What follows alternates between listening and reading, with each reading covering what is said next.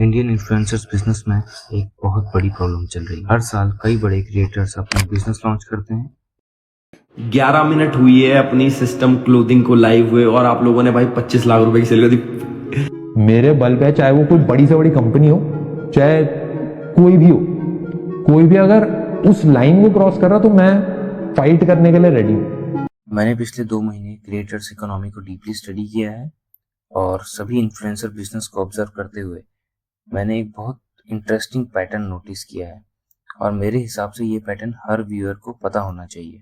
पहला रीजन है हाइप पर ओवर डिपेंडेंस। लॉन्च के टाइम क्रिएटर्स अपनी पूरी मार्केटिंग एनर्जी एक ही फेज में यूज कर लेते हैं, लेकिन जैसे ही हाइप खत्म होती है प्रोडक्ट खुद से ही स्टैंड नहीं कर पाता और सेल्स नेचुरली कोलैप्स हो जाती हैं। दूसरा रीजन है wrong audience product fit. Majority influencers की ऑडियंस यंग होती है जिनकी परचेसिंग पावर लिमिटेड है, लेकिन इसके बावजूद क्रिएटर्स प्रीमियम प्राइसिंग के प्रोडक्ट्स लॉन्च करते हैं। रिजल्ट ये होता है कि लोग क्यूरियोसिटी में एक बार प्रोडक्ट खरीद तो लेते हैं लेकिन लॉन्ग टर्म कस्टमर नहीं बन पाते। फिर आता है तीसरा reason, weak repeat purchase. Business में रियल सक्सेस तब आती है जब कस्टमर बार बार वापस आए। इंडस्ट्री स्टैंडर्ड लगभग 20 से 30% रिपीट परचेस रेट होता है, लेकिन इन्फ्लुएंसर ब्रांड्स में ये अक्सर 10% से भी कम होता है। चौथा और सबसे अंडररेटेड रीजन है क्रिएटर का इंटरेस्ट ड्रॉप होना। लॉन्च के बाद जैसे ही इनिशियल रेवेन्यू आ जाता है क्रिएटर्स वापस अपने कंटेंट और ब्रांड डील पर फोकस शिफ्ट कर देते हैं, लेकिन बिजनेस को ग्रो करने के लिए डेली इन्वॉल्वमेंट जरूरी होता है। क्रिएटर के बिना ब्रांड का फेस और मोमेंटम दोनों वीक पड़ जाते हैं।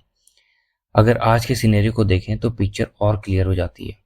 कई इन्फ्लुएंसर ब्रांड्स या तो ऑलरेडी बंद हो चुके हैं या सर्वाइवल मोड में हैं। अब एक कॉमन आर्ग्यूमेंट ये आता है कि फॉरेन क्रिएटर्स ऐसा क्या अलग करते हैं। डिफरेंस सिंपल है, how seriously they treat their business once the camera is off. एक एग्जांपल लेते हैं मिस्टर बीस्ट का। उनका ब्रांड वेजिटेबल्स सिर्फ एक चॉकलेट ब्रांड नहीं है, बल्कि एक कंटिन्यूसली इम्प्रूव प्रोडक्ट है। लॉन्च के बाद भी उन्होंने सेलिब्रेट करने के बजाय फीडबैक लिया और प्रोडक्ट को बेहतर बनाया। इसी तरह लोगन पॉल और केएसआई का प्राइम ब्रांड सिर्फ ऑनलाइन हाइप तक लिमिटेड नहीं है, उनका फोकस डिस्ट्रीब्यूशन पर है, वॉलमार्ट और टारगेट जैसे रिटेल स्टोर पर।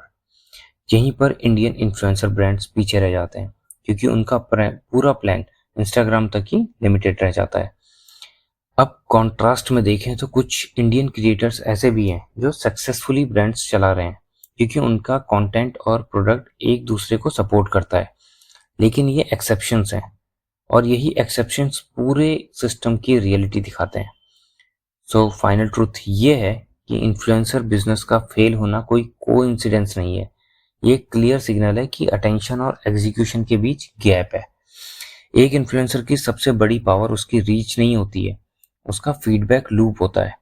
और अगर क्रिएटर लॉन्च के बाद भी कस्टमर फीडबैक ले, प्रोडक्ट को इम्प्रूव करे और बिजनेस को सीरियसली ट्रीट करे तो वही ब्रांड लॉन्ग टर्म सर्वाइव करता है। अगर वीडियो अच्छी लगी हो तो लाइक और शेयर जरूर करना, और अगर आप नए हो तो चैनल को सब्सक्राइब कर लेना। कमेंट्स में ज़रूर बताना कि वीडियो कैसी लगी, और अगर कहीं कोई कमी लगी हो तो वो भी बताओ ताकि मैं नेक्स्ट वीडियो में और इम्प्रूव कर सकूं। फिर मिलेंगे।